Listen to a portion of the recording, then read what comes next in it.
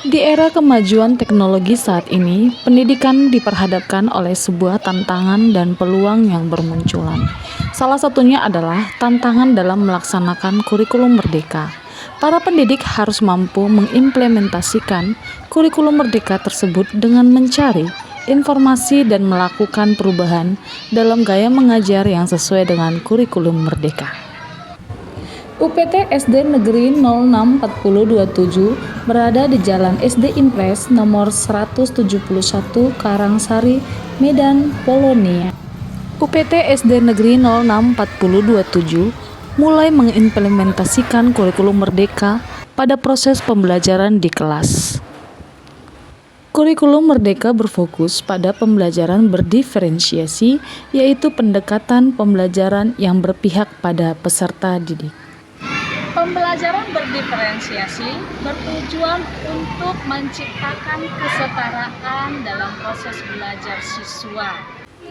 Pembelajaran diferensiasi membuat pendidik menjadi kreatif dan inovatif dalam menemukan potensi dari masing-masing peserta didik serta mencari cara untuk mengembangkan diri dengan berbagai macam kemajuan teknologi yang akan mencapai tujuan pembelajaran tuntas.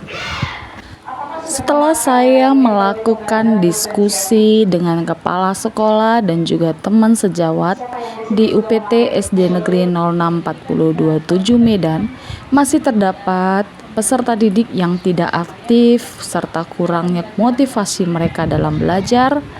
Peserta didik juga cenderung mengharapkan pembelajaran hanya berpusat pada guru, tidak mandiri dan pembelajaran yang bersifat monoton.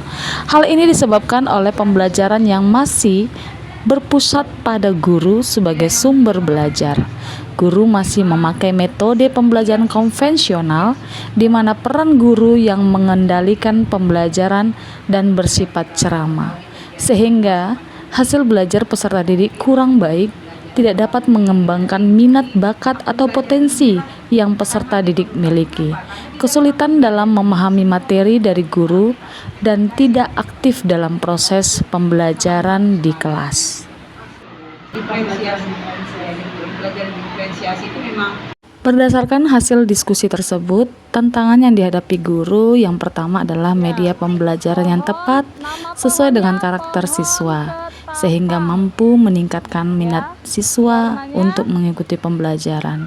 Tantangan yang kedua, penggunaan model atau metode pembelajaran yang tepat untuk peserta didik. Dan yang terakhir, pemanfaatan pembelajaran yang berbasis TIK dalam pembelajaran di kelas.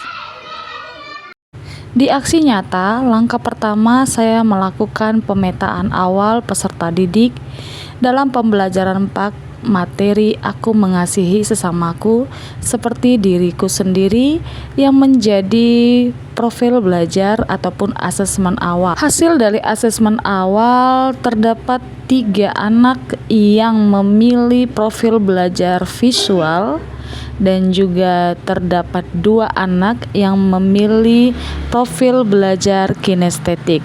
Dan untuk profil belajar auditori tidak ada yang memilih. Pada pembukaan pembelajaran, saya terlebih dahulu menyapa anak-anak dan menanyakan kabar mereka. Selanjutnya, kami bernyanyi dan berdoa sebelum dimulai proses pembelajaran.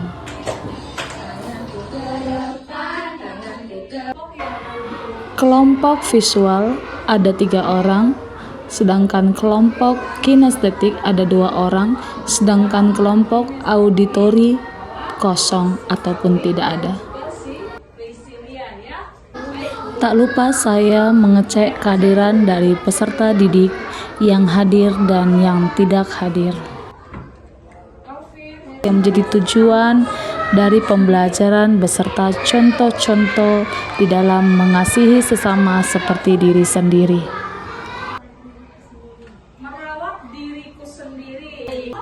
Materi pembelajaran hari ini, aku mengasihi sesamaku seperti diriku sendiri.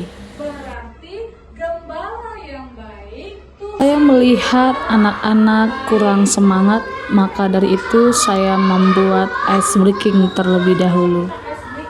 Agar peserta didik kembali semangat dan termotivasi untuk belajar menyenangkan.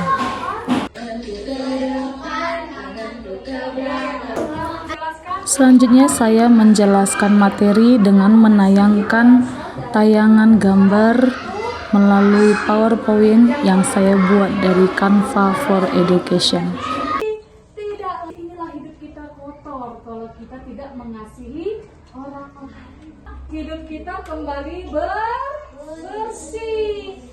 Selanjutnya saya mengadakan games dari Quizzy.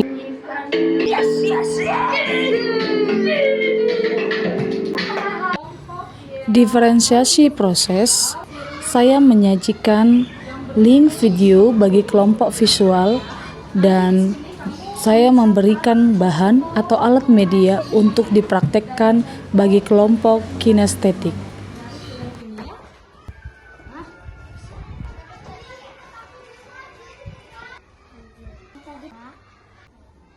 Setelah mereka berdiskusi, saya memberikan waktu kepada mereka untuk menjelaskan hasil diskusi mereka, baik yang kinestetik dan juga yang visual. Membuli teman, sering mengejek teman.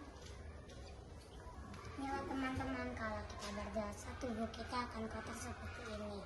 Tetapi kalau kita berbuat baik, seperti mengasihi diriku sendiri dan teman-teman.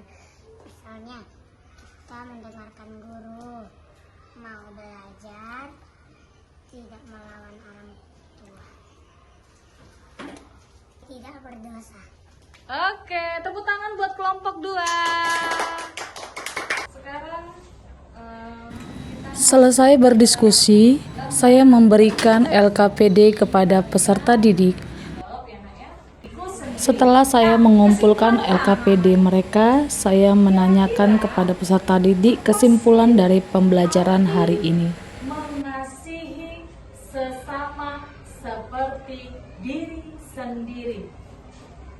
Di akhir pembelajaran, saya memberikan refleksi kepada peserta didik untuk menanyakan bagaimana perasaan mereka dalam proses pembelajaran hari ini.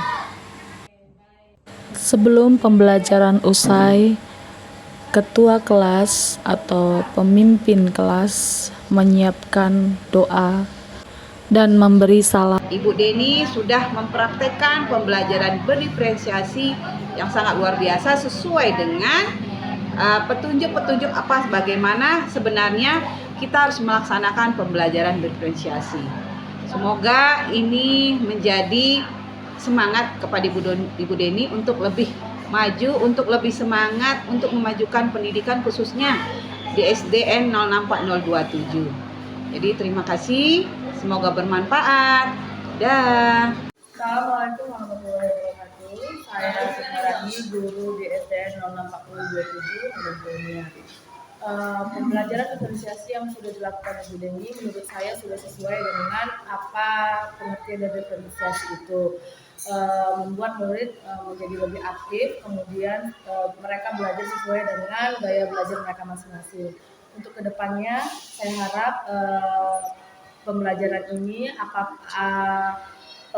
ini selanjutnya akan membawa dampak yang lebih baik lagi bagi sekolah SDN 064027. Sukses terus Bu Deni. Orang tua dari Dika SD Negeri 064027 sangat mendukung pembelajaran